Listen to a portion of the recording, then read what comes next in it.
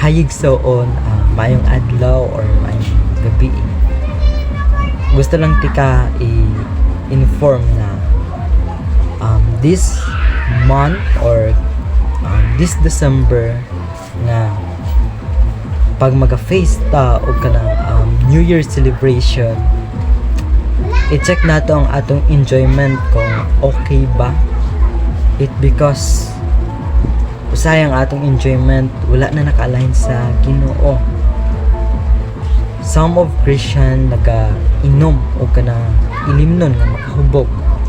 Kaya ang pagtuon nila once a year bitaw ko nga makainom, which is okay ni siya kay gusto na ko enjoy ang akong kaugalingon, kay gusto na ako atubangon ng bagong tuig nga malipayon ko. And tungod sa ilang paglipay nag-inom sila, which is mali to siya, no? Mo na ang pinakalisod sa mga tao, no? Kapag face sila og New Year celebration, o na yung ilang una-una nga paliton ang mga ilimnon nga makahubog kay tungod gusto nila ang enjoyment sa ilang kaugalingon. But ang pulong sa Ginoo nag-remind sa atoa sa Proverbs chapter 20 verse 1, ana siya, ang bino makahimo kanimong sabaan o buang-buang. Busa ang paghubog-hubog binuang, no? Clear kaayo ang pulong sa Ginoo nga nag-remind sa ato nga ang bino makahimo sa ato kanang sabaan kung ga inom ta. It because ang atong panulti wala naka-align sa normal sa atong ginaistorya. For example, hubog do you think ang imong pag-istorya okay pa katong sa wala pa ka nakainom? Dili na ay mga changes. Mo ni ang giingon sa pulong sa Ginoo. Busa ang paghubog-hubog ana siya binuang, no? Lain kayo lang tawon. Na ba kay nakita nga hubog nga tao, manindot kayo lang tawon? Wala. Na ba kay nakita nga tao pag hubog? Maya ang iyang kanang approach sa imuha? Wala. It because ang hubog-hubog dili maayo, no? Kini nga verses sa panultihon or Proverbs chapter 20 verse 1 nag-remind sa atua nga dili maayo ang paghubog-hubog. Now the question is, pwede ba mag-inom og wine? Some of Christian nag-agree ug some of Christian wala pud nag-agree. Nganuman ang wine na siya kanang duha nga types, katong 0% alcohol and katong 100% nga alcohol, no? Ang uban nga Christian gainom sila og kanang wine katong 0% alcohol, walay sagol nga katong pinakataas nga kanang alcohol. And mo agree ko ato, no, katong 0% alcohol for me. And dili ta mo mapugos kung dili mo mo agree sa ako but for me ga-agree ko katong sa wine nga 0% alcohol nga wala siya kanang affect, no, sa atong lawas.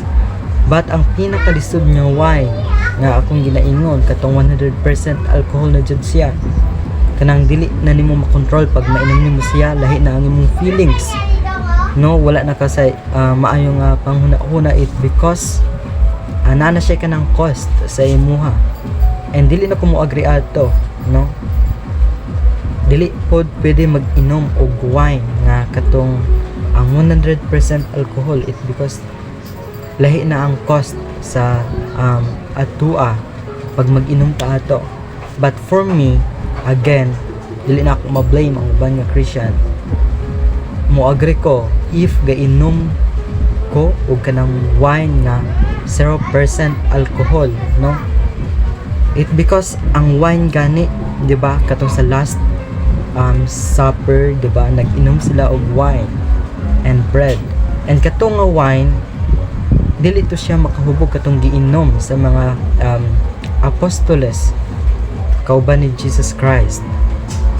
And ang gusto na ako ipasabot sa inyo ha, do you think sa pag-inom nimo og wine makapahimuot ba sa Ginoo?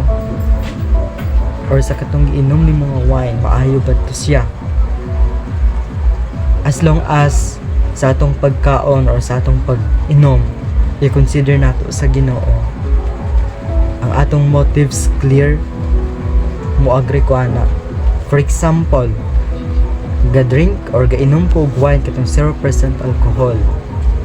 Now remember, inom ko og wine og 0% alcohol. Then ang akong pag-inom ato, gina-symbolize na ko siya for enjoyment, no, para sa Ginoo. Okay to siya. But kung gainom ko og kanang 100% alcohol nga naa na siya cost and effect sa akong lawas, no, naka-affect sa akong pag-istorya nga dili maayo, do you think kung i-prefer ba nako to siya sa Ginoo? Maayo ba to siya? Dili. The way nga mag-inom ta, as long as makapahimuot sa Ginoo and clear ang atong mind, okay kaayo to siya. It because ang atong gina-prefer sa katong nga celebration or katong nga pag-inom og wine para sa Ginoo, okay kaayo na.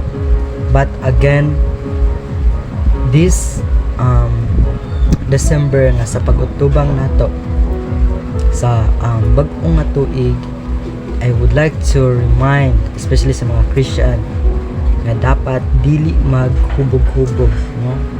Dili mag-inom og katong mga ilimnon nga grabe jud kayo ang effect sa inyo ha, no? Grabe ang effect nga the way mo mag-istorya, wala na yung makasabot sa inyo ha. Dili to maayo. Wine makahatag sa atoa og kanang maayo, no? Kung ang atong giinom 0% alcohol, okay kayo to siya. Pero kung sobra na 100%, na siya kanang cost and effect sa atoa, dili na to siya pwede imnon. But some of Christian gainom sila kay maayo pod nga makainom pod ka og kanang wine nga 0% alcohol, okay to siya. But as long as ang atong motive and ang atong mind clear nga atong i-celebrate ang atong New Year sa Ginoo, okay kaayo na. Again, ang pag-inom og wine, naka-base dapat ang atong kanang thinking sa Ginoo. Pwede mag-inom og wine but 0%, giinom pod ko og wine, dili na ko na siya kanang ikaulaw or itago. But ang akong ginainom og wine 0% alcohol,